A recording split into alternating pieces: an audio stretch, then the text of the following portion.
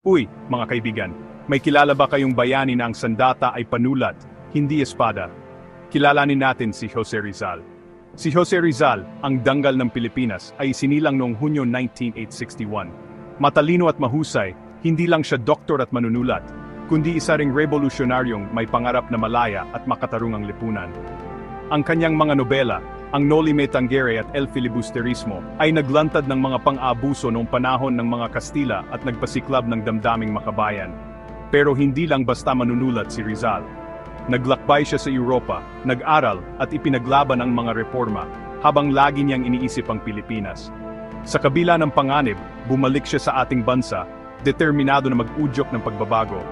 Ang kanyang katapangan at dedikasyon ang dahilan kung bakit siya hinuli at pinatay noong Disyembre 30, 1896. Ang pagkamatay ni Rizal ang nagsimula ng revolusyon, patunay na mas makapangyarihan ang panulat kaysa sa espada. Siya ay simbolo ng katapangan, katalinuhan, at walang hanggang paglaban para sa kalayaan. Kaya sa susunod na maramdaman ninyo ang bigat ng kawalan ng katarungan, alalahanin ninyo si Jose Rizal, isang tunak na bayaning Pilipino.